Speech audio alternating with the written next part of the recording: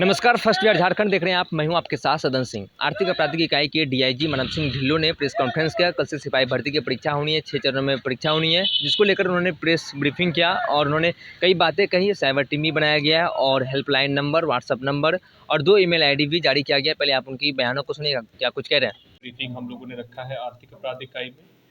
आज का press briefing प्रमुखता 2 विषयों पर है।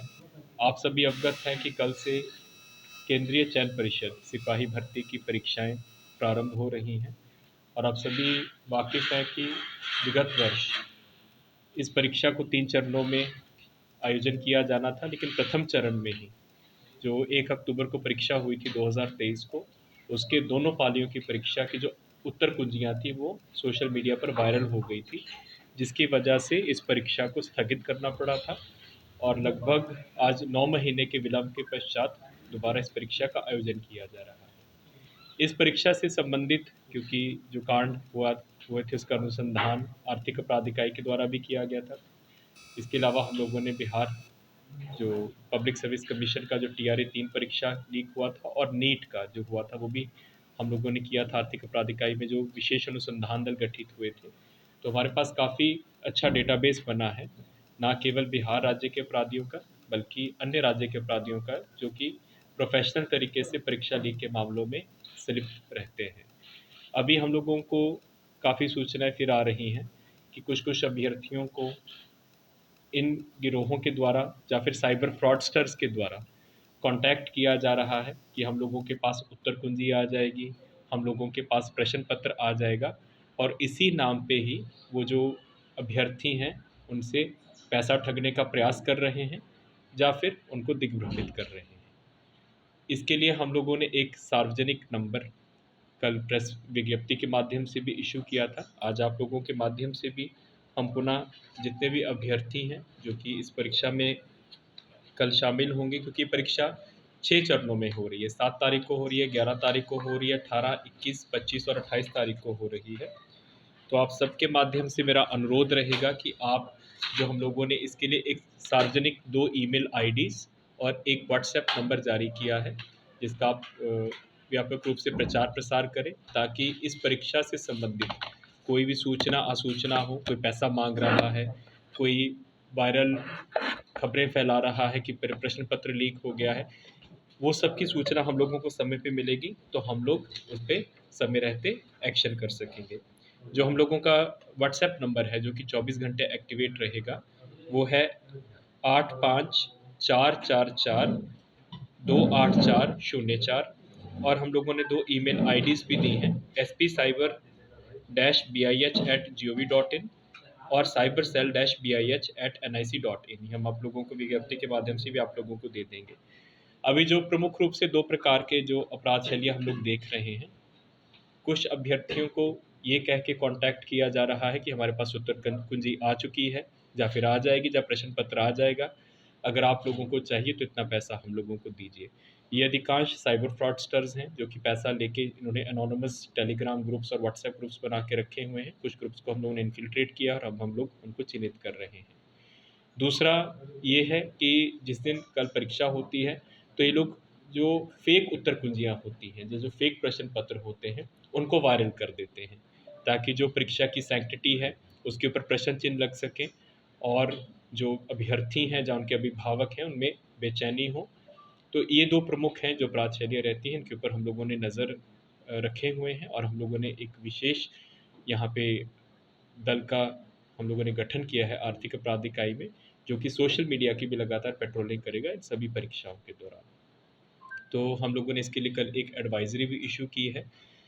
तो जितने भी अभ्यर्थी हैं या अभिभावक हैं जो जिनको इस प्रकार से या फिर तो सोशल मीडिया के विभिन्न प्लेटफॉर्म्स के माध्यम से मैसेज आ रहे हैं या फिर उनको संपर्क किया जा रहा है कि आप हम लोगों से संपर्क करें, हम आप लोगों को उत्तरकंजी उपलब्ध करवाएंगे या फिर हम आपको प्रश्न पत्र देंगे, इतना पैसा हम लोगों को दे दीजिए या फिर पोस्ट डेटेड चेक्स दे दीजिए। तो कृपया इन सब चीज़ से आप लोग सतर्क रहें और जिन नंबरों से इस प्रकार के मैसेजेस आ रहे हैं या फिर फ़ोन आ रहे हैं तो तुरंत उन नंबरों को जो हम लोगों ने आपको व्हाट्सएप नंबर दिए हैं और ईमेल आईडीज़ दिए हैं, आप बिना झिझक के तुरंत हम लोगों को रिपोर्ट करें ताकि हम आगे की कार्रवाई कर सकें। इसी प्रकार कल परीक्षा की जो शुरुआत हो रही है परीक्षा प्रारंभ हो रही है। तो इस क्रम में यदि कोई भी इस प्रकार की उत्तर कुंजियाँ या प्रश्न पत्र वायरल होते हैं कि उसी परीक्षा का उत्तर है, उसी परीक्षा की उत्तर कुंजी है, तो उसका भी जो स्क्रीनशॉट है यूआरएल के साथ दिए गए व्हाट्सएप नंबर पर और ईमेल आईडीज़ पे आप हम लोगों के साथ साझा करें, ताकि हम लोग ससमय उनका अनुसंधान कर सकें, जांच कर सकें कि क्या ये भ्रामक पोस्ट्स हैं।